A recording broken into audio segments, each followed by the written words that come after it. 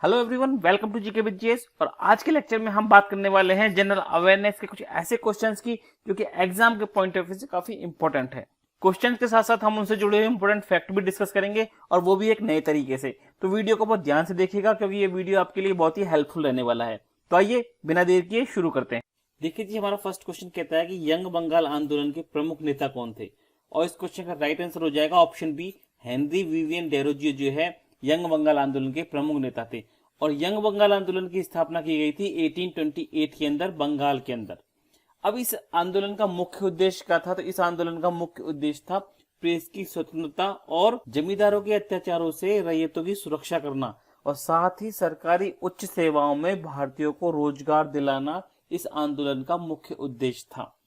अब यदि Henry Vivian की बात करते हैं तो इन्हें प्रथम राष्ट्रवादी कवि इन्हें कहा जाता है। तो इंपॉर्टेंट क्वेश्चन है, बहुत बार एग्जाम में पूछा जा चुका है, तो ये आपके लिए वेरी वेरी इंपॉर्टेंट होगा। इसी प्रकार से हेनरी विवियन ने एंग्लो इंडियन हिंदू एसोसिएशन की स्थापना की थी, और साथ ही इन्होंने मंगी सभा की भी स्थापना की थी, और इसके साथ ही डिबेटिंग क्लब की स्थापना भी हेनरी विवियन के द्वारा की गई थी। अब यदि हम अपने फर्स्ट ऑप्शन की बात करते हैं केशव चंद्र सेन, तो केशव चंद्र सेन ने इंडियन रिफॉर्म एसोसिएशन की स्थापना की थी, और साथ ही इन्होंने सुलभ समाचार नाम का एक समाचार पत्र भी प्रकाशित किया था। तो यह भी काफी इंपॉर्टेंट फैक्ट बन जाता है एग्जाम के पॉइंट ऑफ व्यू से। तो आइए हमारे नेक्स्ट ऑप्शन पे चलते हैं। अब देखिए, यदि हम राजा राममोहन राय की बात करते हैं तो राजा राममोहन राय को हम पिक के माध्यम से देख सकते हैं। ये राजा राममोहन राय हैं, और राजा राममोहन राय ने ब्रह्म समाज की स्थापना की थी। तो ब्रह्म समाज के संस्थापक थे राजा राममोहन राय, और इसी प्रकार से इन्हें भारतीय पुनर्जागरण का अग्रदूत भी कहा जाता है, और साथ ही इन्हें आधुनिक भारत का जनक भी कहा जाता है। अब यदि हम अपने नेक्स्ट ऑप्शन की बात करते हैं सुरेंद्रनाथ बनर्जी, तो सुरेंद्रनाथ बनर्जी को हम राष्ट्रगुरु के नाम से जानते हैं, यह राष्ट्र शिक्षक के नाम से इन्हें जाना जाता है। इसी प्रकार से इन्हें नाइट की उपाधि प्रदान की गई थी। तो याद रखिएगा, यह भी कई बार इंपॉर्टेंट क्वेश्चन है, एग्जाम में पूछ लिया जाता है। तो यह क्वेश्चन आपके एग्जाम के पॉइंट ऑफ व्यू से काफी इंपॉर्टेंट बन जाता है, क्योंकि काफी इंपॉर्टेंट फैक्ट यहाँ पर हमने डिस्कस किए हैं। तो आप याद रखिएगा इन्हें, और जो फैक्ट डिस्कस किए हैं वो सारे एग्जाम में पूछे जाते हैं। तो आइए नेक्स्ट क्वेश्चन पे चलते हैं। देखिए, हमारा सेकंड क्वेश्चन कहता है कि पारसी धर्म का पवित्र ग्रंथ कौन सा है, और इस क्वेश्चन का आंसर जानने से पहले हम जानते हैं सबसे पहले हमारा फर्स्ट ऑप्शन बाइबल। अब बाइबल जो है वो ईसाई धर्म का प्रमुख ग्रंथ है। ईसाई धर्म की स्थापना किसने की थी? तो ईसा मसीह ने जो है वो ईसाई धर्म की स्थापना की थी। कई बार एक क्वेश्चन पूछ लिया जाता है कि ईसा मसीह को सूली पर किसने लटकाया था? तो रोमन गवर्नर जो है पॉन्टियस, इन्होंने ईसा मसीह को सूली पे लटकाया था। अब यदि सेकंड ऑप्शन की बात करते हैं कुरान, तो कुरान जो है वो इस्लाम धर्म का पवित्र ग्रंथ है, और इस्लाम धर्म की स्थापना किसने की थी? तो हजरत मोहम्मद साहब ने इस्लाम धर्म की स्थापना की थी। इसी प्रकार से थर्ड ऑप्शन पे चलते त्रिपिटक, तो त्रिपिटक जो है वो बौद्ध धर्म का पवित्र ग्रंथ है, और बौद्ध धर्म की स्थापना किसने की थी? तो गौतम बुद्ध ने बौद्ध धर्म की स्थापना की थी। अब यदि हम त्रिपिटक की बात करते हैं तो त्रिपिटक के अंदर भगवान बुद्ध के उपदेशों को संग्रहित किया गया है, और अगर बात करें कि किस भाषा में है तो ये पाली भाषा के अंदर लिखे गए हैं या संग्रहित किए गए हैं। तो ये सारे पॉइंट्स काफी इंपॉर्टेंट हैं। देखिए, अब हमारा नेक्स्ट ऑप्शन है जैन अवेस्ता। अब यदि हम जैन अवेस्ता की बात करते हैं तो इस क्वेश्चन का राइट आंसर जैन अवेस्ता है। पारसियों का पवित्र ग्रंथ जो है वो जैन अवेस्ता है। यदि हम पारसी धर्म की बात करते हैं तो इसकी स्थापना की थी जरस्तु ने, जो कि ईरानी थे। अब यदि हम पारसी धर्म की शिक्षाओं की बात करते हैं तो ये सद्विचार, सद्वचन और सद्कार्य में यकीन रखते हैं या बिलीव करते हैं। इसी प्रकार से पारसी धर्म के अनुयायी एक ईश्वर अहुर में विश्वास रखते हैं, और इनके मानने वालों को अग्नि पूजक कहा जाता है, या आप ऐसा कह सकते हैं कि पारसी धर्म के अनुयायियों को अग्नि पूजक कहा जाता है। तो ये वेरी वेरी इंपॉर्टेंट क्वेश्चन है। तो आइए नेक्स्ट क्वेश्चन पे चलते हैं। देखिए, हमारा नेक्स्ट क्वेश्चन कहता है कि भारतीय संविधान के किस भाग में मौलिक अधिकारों का उल्लेख किया गया है, और इस क्वेश्चन का आंसर जानने के लिए हम सबसे पहले अपना फर्स्ट ऑप्शन देखते हैं, तो भाग 5। अब भाग 5 के अंदर क्या है? तो भाग 5 का वर्णन मिलता है हमें आर्टिकल 51 से लेके और आर्टिकल 151 तक, यानी 51 से लेके 151 तक भाग 5 का वर्णन किया गया है। और भाग 5 के अंदर राष्ट्रपति का वर्णन मिलता है हमें, और कार्यपालिका का वर्णन मिलता है। साथ ही भाग 5 के अंदर उपराष्ट्रपति और संसद के बारे में भी वर्णन मिलता है, और भाग 5 के अंदर ही संसद के साथ साथ न्यायपालिका का वर्णन भी दिया गया है। देखिए, अब यदि हम सेकंड ऑप्शन की बात करते हैं भाग 4, तो भाग 4 के अंदर हमारे नीति निर्देशक तत्वों का वर्णन मिलता है, जो कि आर्टिकल 36 से लेके 51 तक दिए गए हैं। इसी प्रकार से हम बात करें तो मूल कर्तव्य जो कि आर्टिकल 51A के अंदर है, उनका वर्णन भी हमें भाग 4 के अंदर ही देखने को मिलता है। अब यदि हम बात करते हैं कि मूल कर्तव्यों को कहां से बोरो किया गया है या कहां से अंगीकृत किया गया है, तो यूएसएसआर के संविधान से या सोवियत रूस के संविधान से इन्हें बोरो किया गया है। अब यदि नेक्स्ट ऑप्शन की बात करते हैं भाग 2, तो भाग 2 के अंदर हमें मिलता है नागरिकता का वर्णन। अब यदि हम अपना नेक्स्ट ऑप्शन देखते हैं भाग 3, तो भाग 3 के अंदर मूल अधिकारों का वर्णन किया गया है या फंडामेंटल राइट्स का वर्णन किया गया है, और इस क्वेश्चन का राइट आंसर भी होगा ऑप्शन डी।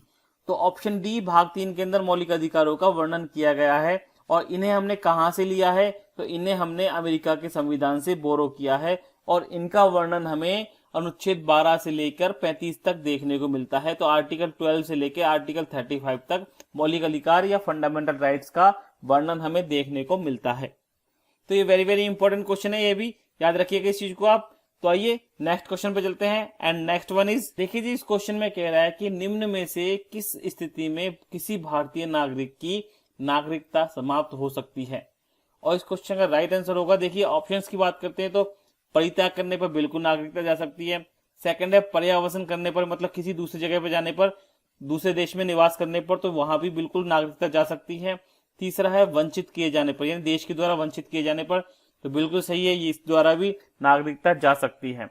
तो option D is the right answer होगा, उपरोक्त सभी के द्वारा नागरिकता जा सकती है किसी भी भारतीय नागरिक की। देखिए अब यदि हम नागरिकता की बात करते हैं तो भारत के अंदर एकल नागरिकता का प्रावधान किया गया है, और नागरिकता का वर्णन अनुच्छेद 5 से लेकर अनुच्छेद 11 के अंदर किया गया है, और नागरिकता को हमने ब्रिटेन के संविधान से बोरो किया है। तो यह भी काफी इंपॉर्टेंट है, ब्रिटेन के संविधान से हमने इसे लिया गया है। तो आइए नेक्स्ट क्वेश्चन पे चलते हैं, और नेक्स्ट वन इज, देखिए इस क्वेश्चन में कह रहा है कि किस संविधान संशोधन के द्वारा दिल्ली को राष्ट्रीय राजधानी क्षेत्र का दर्जा प्रदान किया गया था। And the right answer is option A, संविधान संशोधन 69 के द्वारा दिल्ली को राष्ट्रीय राजधानी क्षेत्र का दर्जा प्रदान किया गया था, और ये 1991 के अंदर ये संविधान संशोधन हुआ था। और इस संविधान संशोधन के दौरान 239 क और 239 क ख ये अनुच्छेद जोड़े गए थे, जिसके द्वारा की राष्ट्रीय राजधानी क्षेत्र का दर्जा दिया गया था दिल्ली को। अब देखिए यदि हम सेकंड ऑप्शन की बात करते हैं, संविधान संशोधन 89 हमें क्या बताता है, तो इसके द्वारा अनुसूचित जनजाति के लिए पृथक राष्ट्रीय आयोग की स्थापना का प्रावधान किया गया था, और यह संविधान संशोधन 2003 में किया गया था।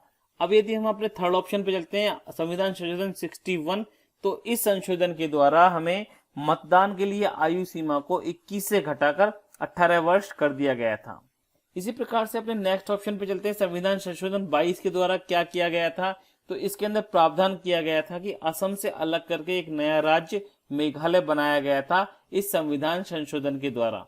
तो आप याद रखिएगा, काफी इंपोर्टेंट फैक्ट यहाँ पर बनते हैं।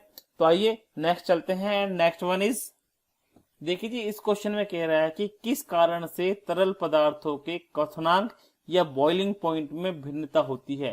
And the right answer is option A, दाब में भिन्नता के कारण तरलों के क्वथनांक या बॉइलिंग पॉइंट में भिन्नता होती है। अब यदि हम बात करते हैं कि बॉइलिंग पॉइंट क्या होता है, तो बॉइलिंग पॉइंट का सीधा अर्थ होता है कि वह तापमान जिस पर कोई द्रव वाष्प में बदलने लगता है। अब यदि हम बॉइलिंग पॉइंट की बात करते हैं, तो पानी का बॉइलिंग पॉइंट जो है वो 100 डिग्री सेंटीग्रेड होता है। तो ये वेरी वेरी इंपॉर्टेंट है, याद रखिएगा इस चीज को। तो आइए नेक्स्ट क्वेश्चन पे चलते हैं। एंड नेक्स्ट वन इज, देखिए जी, इसमें कह रहा है कि निम्न में से कौन सा तना है। And the right answer is होगा ऑप्शन बी, अदरक जो है वो एक तने वाली फसल है। अब यदि हम तने वाली फसलों की बात करें, तो तने वाली फसल जो है कौन कौन सी होती है, तो एग्जांपल्स हम देख लेते हैं। अदरक तना होता है, साथ ही हम यदि बात करें तो आलू जो है वो भी एक तना होता है। इसी प्रकार से हम नेक्स्ट ऑप्शन देखें तो लहसुन जो है वो भी एक तने वाली फसल है। अब यदि हम और बात करते हैं तो देखते हैं कि प्याज भी हमें तने से प्राप्त होता है। तो ये तने वाली फसलें हैं, इन्हें एग्जाम में पूछ लिया जाता है, तो आप याद रखिएगा अदरक, आलू, लहसुन और प्याज ये सभी तने से प्राप्त होने वाली फसलें हैं। अब यदि हम बात करते हैं कि जड़ वाली फसल कौन कौन सी होती है, तो जड़ वाली फसल हमारी होती है शकरकंद। तो शकरकंद जो है वो जड़ वाली फसल है। साथ ही इसके साथ मूली जो है यह भी जड़ वाली फसल है, गाजर यह भी जड़ वाली फसल है, और चकुंदर भी जड़ वाली फसल है। और बात करें शलजम, तो शलजम भी जो है वो जड़ वाली फसल है। देखिए इनमें से कोई ना कोई फसल या सब्जी आपसे पूछ ली जाती है एग्जाम में। तो आइए नेक्स्ट क्वेश्चन पे चलते हैं। एंड नेक्स्ट वन इज, देखिए जी, इसमें कह रहा है कि अल्पसंख्यकों के हितों की सुरक्षा पर किस अनुच्छेद में प्रावधान किया गया है। And the right answer is option C, article 29 के अंदर यह प्रावधान किया गया है। देखिए, अब यदि हम आर्टिकल 29 की बात करते हैं तो आर्टिकल 29 क्या कहता है हमारा, तो आर्टिकल 29 के अनुसार कोई भी अल्पसंख्यक वर्ग अपनी भाषा, लिपि और संस्कृति को सुरक्षित रख सकता है और केवल भाषा, जाति और धर्म के और संस्कृति के आधार पर उसे किसी भी सरकारी शैक्षिक संस्था में प्रवेश से नहीं रोका जाएगा। तो ये हमारा आर्टिकल 29 कहता है। तो आप याद रखिएगा इस आर्टिकल को। अब यदि हम अपने फर्स्ट ऑप्शन की बात करते हैं तो हमारा आर्टिकल 14, तो आर्टिकल 14 हमें कहता है कानून के समक्ष समानता। तो कानून के समक्ष समानता आर्टिकल 14 से हमें मिलती है। इसी प्रकार से आर्टिकल 18 हमें क्या कहता है, तो आर्टिकल 18 कहता है कि उपाधियों का अंत या टाइटल्स का अंत, आर्टिकल 18 हमें सिखाता है। और इसी प्रकार से आर्टिकल 19 के अनुसार हमें स्वतंत्रता का अधिकार हमारा संविधान प्रदान करता है और हमारे संविधान के अंदर हमें 6 प्रकार की स्वतंत्रताओं का प्रावधान किया गया है। देखिए, कई बार एक क्वेश्चन पूछ लिया जाता है कि प्रेस की स्वतंत्रता का वर्णन कहाँ मिलता है, तो आर्टिकल 19(1) के द्वारा ही प्रेस की स्वतंत्रता का वर्णन मिलता है। यह कई बार एग्जाम में पूछ लिया जाता है इस क्वेश्चन को, तो आप याद रखिएगा इसे। तो आइए नेक्स्ट क्वेश्चन पे चलते हैं। एंड नेक्स्ट वन इज, देखिए जी, इस क्वेश्चन में कह रहा है कि कौन से अनुच्छेद के तहत वित्त आयोग के गठन का प्रावधान किया गया है। तो इस क्वेश्चन का राइट आंसर होगा ऑप्शन बी, आर्टिकल 280 यानी अनुच्छेद 280 के द्वारा वित्त आयोग के प्रावधान किया गया है। अब यदि हम वित्त आयोग के बारे में बात करते हैं तो वित्त आयोग की स्थापना 1951 के अंदर हुई थी और हमारे पहले वित्त आयोग थे केसी नियोगी। अब वित्त आयोग की बात करें तो वित्त आयोग के अंदर एक अध्यक्ष और 4 सदस्य होते हैं। इसी प्रकार से यदि हम राज्य वित्त आयोग की बात करते हैं, राज्य वित्त आयोग का हमें वर्णन मिलता है आर्टिकल 243(1) के अंदर, यानी 243(1) के अंदर हमें राज्य वित्त आयोग का प्रावधान किया गया है। अब देखिए, यदि हम अपने बाकी ऑप्शंस देखते हैं तो हमारा पहला ऑप्शन है आर्टिकल 360। तो आर्टिकल 360 हमें वित्तीय आपातकाल का प्रावधान करता है। तो वित्तीय आपातकाल का प्रावधान आर्टिकल 360 के अंदर किया गया है। इसी प्रकार से नेक्स्ट ऑप्शन देखते हैं आर्टिकल 368। तो इसके अंदर संविधान संशोधन के बारे में बताया गया है। और वहीं बात करें हम आर्टिकल 326, तो आर्टिकल 326 के अंदर लोकसभा और राज्य विधानसभाओं में वयस्क मताधिकार के बारे में बताया गया है या वर्णन किया गया है। सो स्टूडेंट्स, आज के लेक्चर में बस इतना ही। उम्मीद है ये वीडियो आपको पसंद आया होगा और इन क्वेश्चन से आपको कुछ नया सीखने को मिला होगा। तो इसी तरह के इंपॉर्टेंट क्वेश्चन के साथ में मिलते हैं अपने नए वीडियो में। तब तक जय भारत, जय हिंद।